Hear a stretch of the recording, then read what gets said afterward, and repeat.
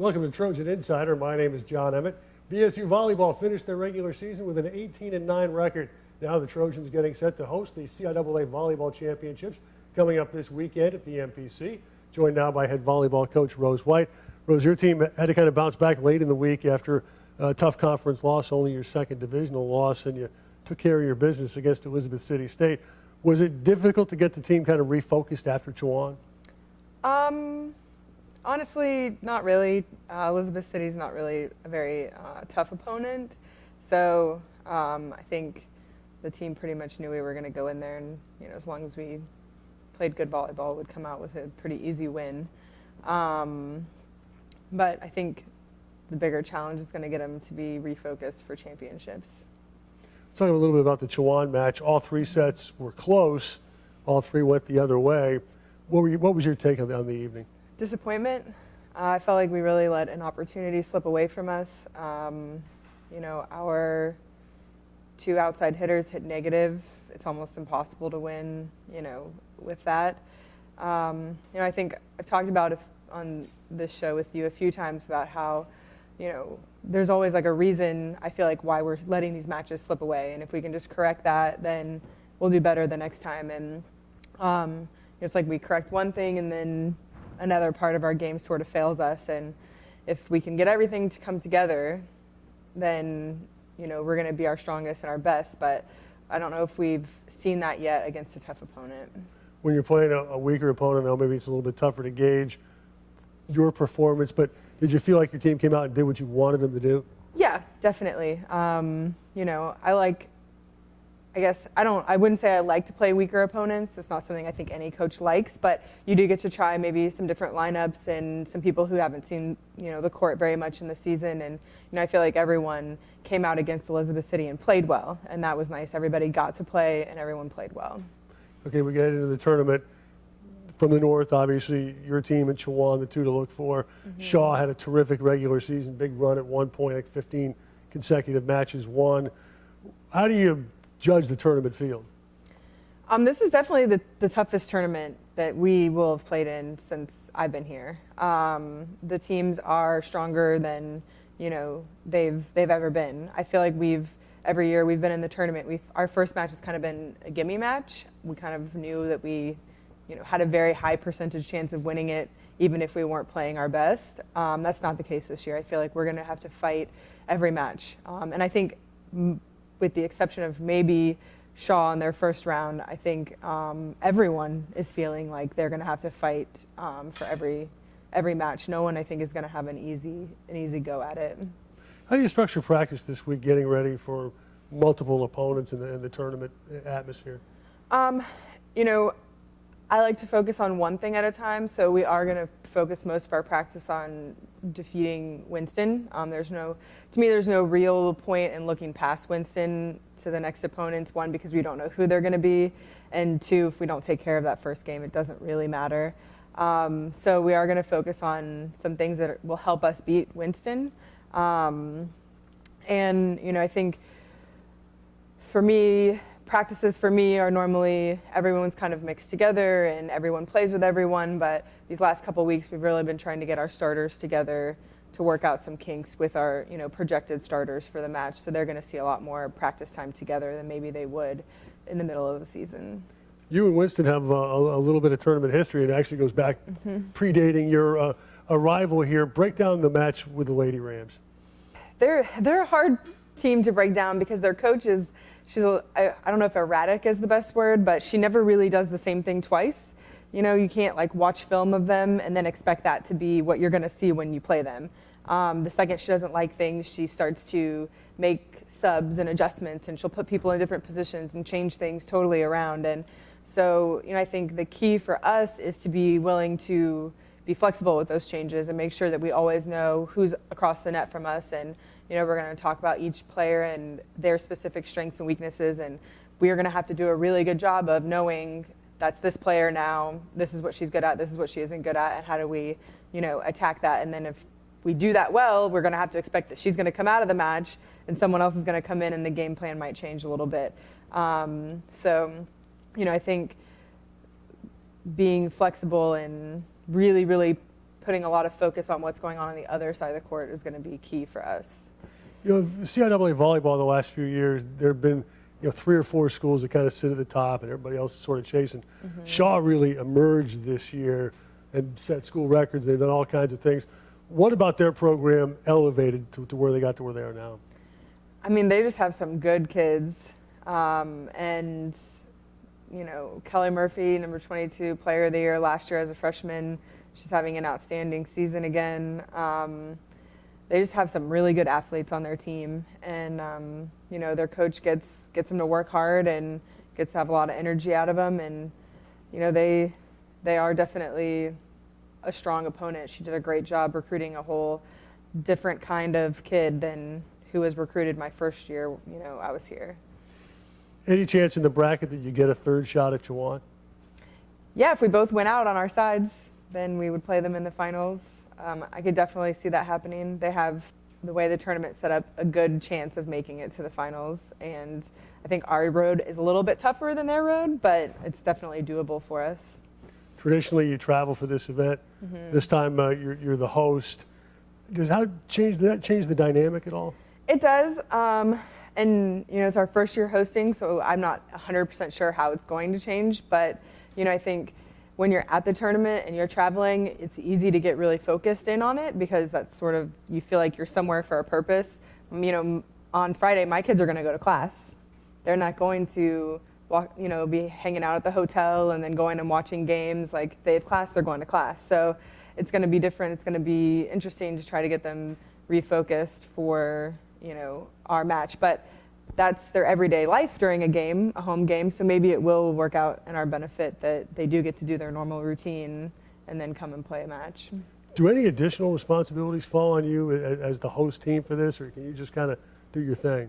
I'm hoping that I'll just be able to do my thing. I've been talking with the CIAA coordinators and making sure that they have everything that they need, and I'll be around sort of supervising and making sure that if we do need things that I'm able to jump in and help where I can. But I'm hoping to just sort of be able to sit back and let everyone else take care of it. Rose, appreciate it. We certainly wish you the best of luck. Thank you. Rose White, VSU's head volleyball coach. Trojans hosting the CIAA Volleyball Championships this weekend at the MPC. This is Trojan Insider. My name is John Emmett. VSU men's basketball home Tuesday to battle the Apprentice School. The Trojans 1-1 after splitting games in their season opening tournament. We are joined right now by head coach Lonnie Blow. Lonnie, Friday night, obviously a really impressive effort. Saturday, the result had to be a little bit of a disappointment. As you look back at the game with Mansfield, what did you see? We just got to do a better job of, being consistent in our preparation, our game prep, and, respecting every opponent and things like that. I thought we got off to a really slow start there, and was tough to overcome it. First half, we couldn't do anything right, it seemed like, and we just kind of flipped the switch, about 15 minutes left or 13 minutes left in the second half, and started, playing the way we normally play. So I just think we got to do a better job of preparing before the game mentally and getting ourselves into it early. Down 17, about 5 minutes into the second half, it looked like it wasn't going to be your night. When the switch flipped, what started going right for you that you weren't able to do the first 25 minutes? Just our defensive intensity. We picked up our intensity on the defensive end and got some consecutive stops on defense and kind of got in transition a little bit. And, once we get in transition, get some easy baskets, and then, things kind of opened up for us there. They're really an inside-out team, but they don't have a lot of size. When you looked at the matchup on paper coming in, that seemed to be an area you could really exploit. They seem to do a really, really good job defending the paint. What can you do to kind of open that up a little bit? You just got to make shots. I thought we were a little bit impatient the first half, taking the first quick shot that we had instead of trying to give up a good shot to get a great shot. And second half, I thought we did a little better job of that. But, their game plan was to come in and, kind of, put a lot of people in the paint and kind of force us to shoot from the outside, which we're capable of doing. We just got to make sure we're taking quality three-point shots and not just whatever they give us. We got to work the ball around and take rhythm jumpers and rhythm shots that are a little easier to make. The other thing they did was play a really plodding tempo. Just walk the ball up the floor and kind of hang around a 10-second line for a while. they were able to dictate tempo. I know it's tough to bust it out when they hold the ball 20, 25 seconds every possession. Yeah, well, the main thing is not letting them score at the end of that possession. They can hold it as long as they, as long as they can. It's a 30-second shot clock. But the main thing is when they hold it 25 seconds or so and then they score at the end of it, it's tough. So you just got to be patient on defense as well and make sure that at the end of their late clock segment or whatever, they don't get any points out of it. So they scored on us pretty much a lot the first half, and then the second half, I think we limited them to maybe 17 points or so. 3 for 12 from the free throw line. We've talked about this a little bit before, but that's obviously a really tough number, and some of the misses weren't close. What's going on there? We talk about it every day. We shoot free throws every day, several times during practice, and guys have been coming in, kind of getting some free throws on their own, and we got good shooters. So the fact that we're not making them, it's got to be a mental deal because physically we got good shooters on the team and guys who can shoot the ball extremely well. So we just got to make sure we do a better job of just concentrating and focusing on shooting them in game situations and things like that. But I think that'll come around. We just got to put more time and effort into it. Just going back to the final seconds of the Mansfield game, their offense kind of predicated around their post guy. Kind of knew they'd try to get the ball into him.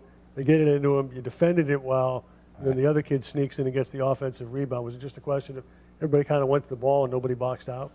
Yeah, I think, we just kind of got caught watching, got caught ball watching, so to speak. And we talked about everybody rebounding that missed shot or that last shot attempt there. And we just weren't in the right positions. I think that we waited too late to kind of get, to our guy. And the kid tipped it in for him. And, it was unfortunate for us. But hopefully we can learn from it and something we can carry on and get better. Your rotation got messed up a little bit due to foul trouble. And a couple of those fouls were kind of unnecessary or emotional. Was that something you addressed much? Yeah, we talked about it a little bit after the game and, not compounding the problem. When something goes bad, you just got to keep an even keel and not get too caught up in trying to, rectify it right away. Just keep playing and, stay positive and don't compound the problem. You have Apprentice coming in here. They will very likely, if they're anything like they were last year, play a much different style than Mansfield. Are guys looking forward to maybe playing a little more of an open floor game? Yeah, I think it will be. Those guys, a lot of them, they're at the apprentice school, and a lot of them think that there should be Division I, Division II players, whatever the case may be, and they get a chance to play against teams like us. They normally try to step up and play their best game. So we talked about it a lot, that every team that comes in here is gonna give us their best shot. We're kind of the hunted now instead of the hunter, and just got to get used to that role of understanding that you got to be consistent in your effort and consistent in your execution. Noticed a lot of familiar names on the Apprentice roster from last season's team.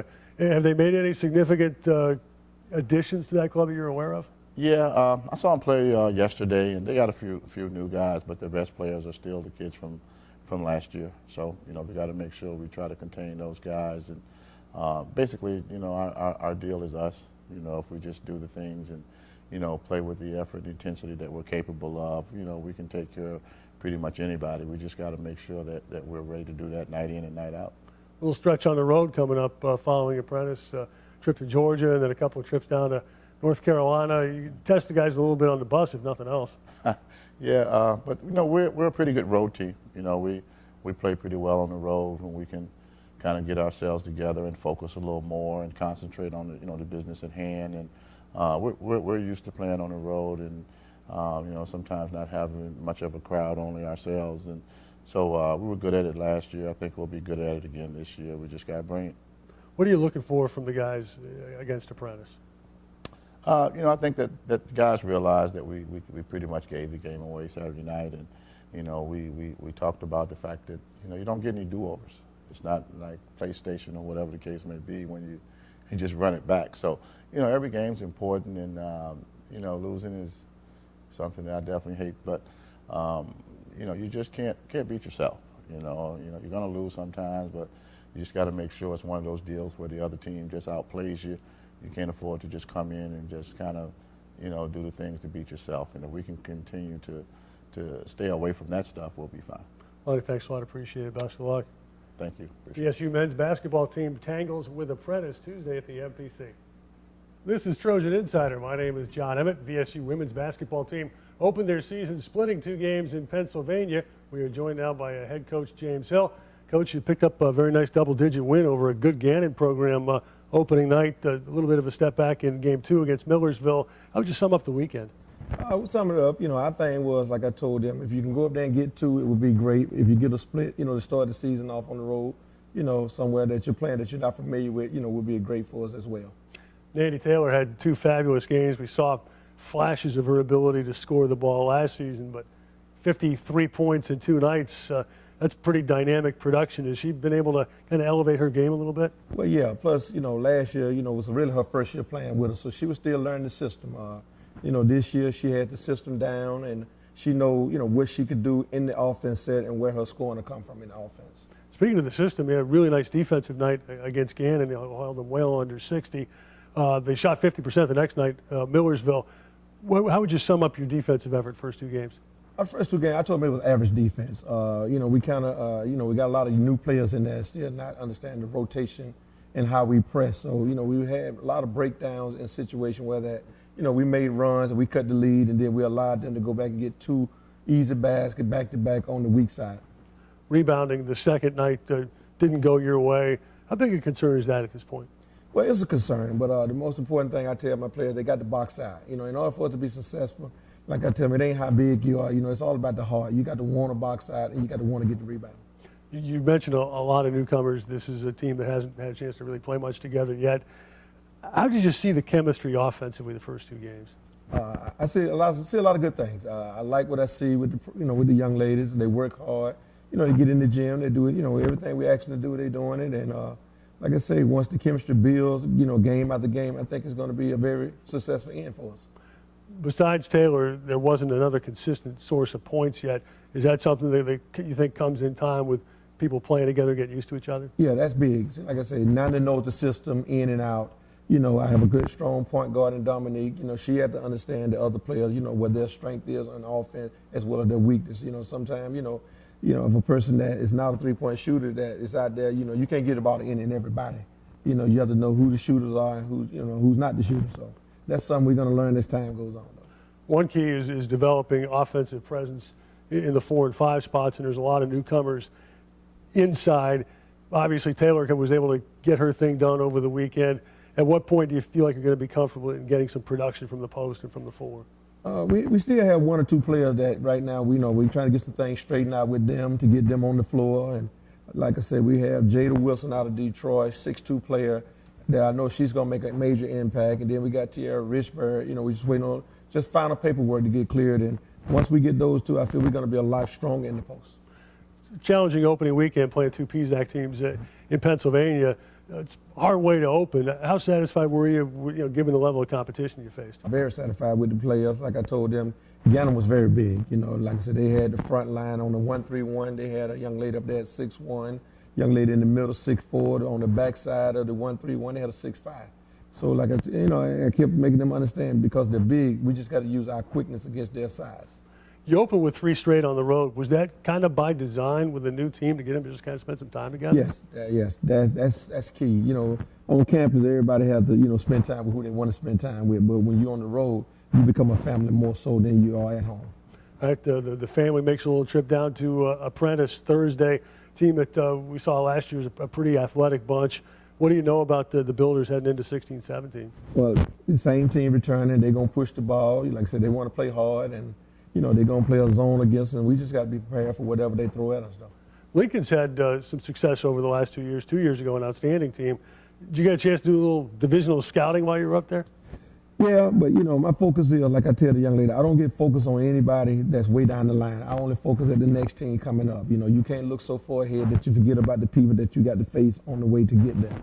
When you have 16 on the roster once everybody gets rolling, and it's 16 that with 11, 12 new faces or people playing new roles.